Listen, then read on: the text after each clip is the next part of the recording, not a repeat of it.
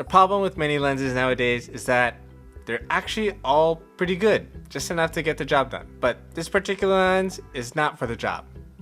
I think it's for the creator. This lens is about capturing a moment in a way that we think we'd remember it. Although it lacks many features that one would typically get nowadays in the market, as it doesn't have fast autofocus or any other kinds of buttons, it's got points where many lenses don't.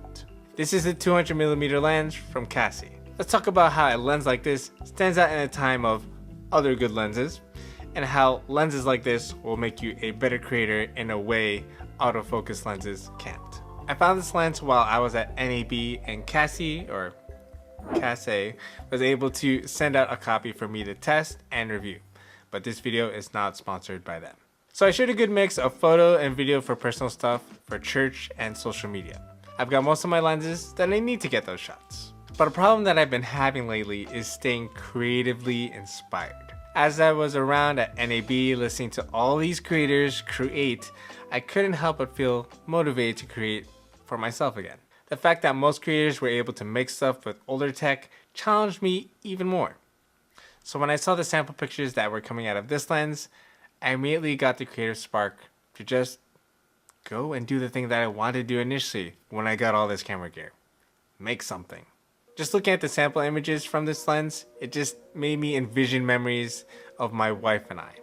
It almost had like K-drama vibes, at least with all the love before there's actually any drama. Since starting this YouTube journey, I focused more on creating for others, and I've had less time to create for myself after my shift as a nurse ends. Seeing what this lens can do inspired me to document and create around the memories that I want to keep and the emotions that I want to express through this art. So now that we have this lens for a while now, what did we actually end up with? We have an all metal build here with this lens weighing at 411 grams. On the front, we have a 67mm filter thread.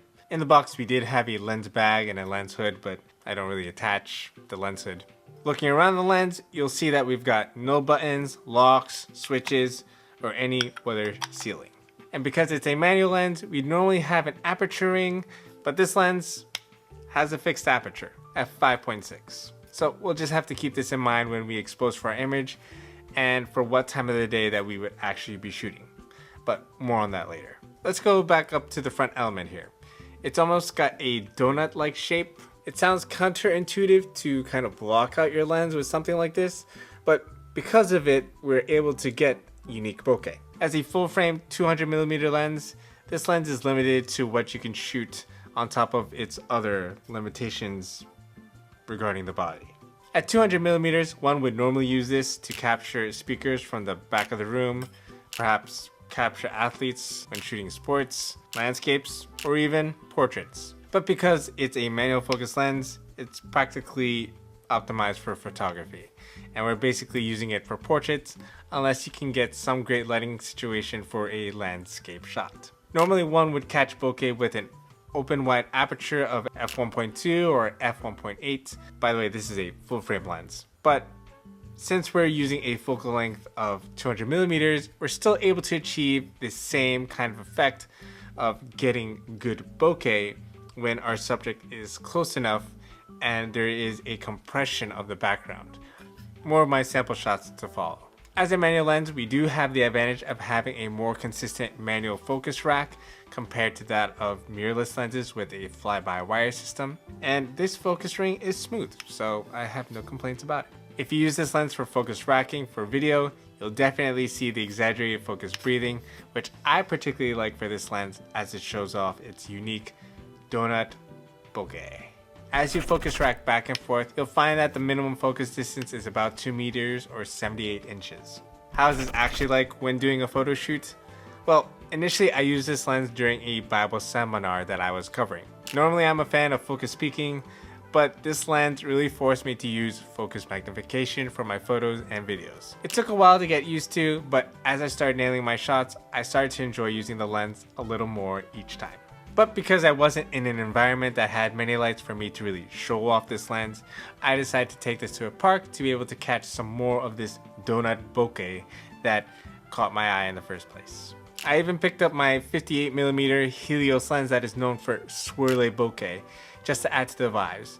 but it was easier for me to get exaggerated bokeh with this 200mm lens. At the start of the shoot, I was a little discouraged as the weather was overcast with not much sun shining through, but fortunately I was able to find some nice bright spots as the sun started to appear. When it comes to sharpness and contrast, it's pretty consistent from the center to the edges, and once you start getting used to the manual focusing, you really start to enjoy the kinds of images that you'll get. As long as you continue to sandwich your subject in between some foreground and background, you've got bokeh galore. And it's nice to look at when it's in front of you, or at least in front of the subject and behind the subject, and it really helps sell that dreamy look. In regards to the disadvantages of this lens, we can't ignore that this will probably only be used during the day and not so much at night. And that's because this is a fixed aperture lens at f5.6. And if we want to go ahead and control our exposure, we can only do so with the shutter speed and the ISO. And if we use this thing indoors, more likely than not, if we're lacking the light, we will introduce more noise into our footage. If we're not using this lens on a tripod and we're using it handheld, we need faster shutter speeds, which will take away from our light. And when we crank up our ISO even more, in conditions with super low light, it's not gonna look that great. Other than this lens is great. But what's this dreamy look going to cost? It's $5.99. As someone who doesn't use manual focus lenses often, I found this as a shocker in regards to the price, since autofocus lenses cost just as much and more. But surprisingly, there are still manual lenses, both photo and cine lenses, that'll cost you an arm and a leg compared to this lens. Minolta also sells a 250mm lens that sells for like $900. Yes, this may not be your first, second, or even third lens that many photo video shooters will choose, but for the right moment, perhaps it could be the next lens. You know, most of the lenses on the market today are troublesome for me to review because a lot of them are already good and amazing.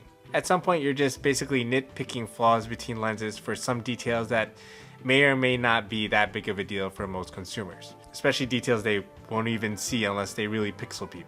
I was initially bummed that this lens was manual focus because I thought it was autofocus, but as I started to really play with this lens and get used to what it means to slow down and really think about the composition for my shots, then I started to really go back to my photo fundamentals, if you will, and really think about what I'm shooting, where I'm shooting, why I'm shooting it. And as much of a convenience as it is to have autofocus lenses, I kind of lost that instinct and that workflow to be slower and to really take my time as far as, okay, just enjoy the moment, let the moment breathe, let my subject, let my wife relax as far as taking photos and videos.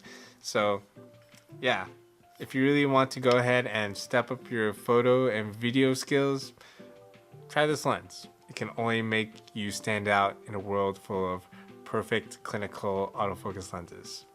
If you end up picking this lens, you'll definitely like the images that you'll get out of it. Personally, I can't wait for cherry blossom season to come around again. But if you're still looking for staple lenses, I have a list of them for you over here that I use for my Sony FX30 that you could also use with your own Sony cameras.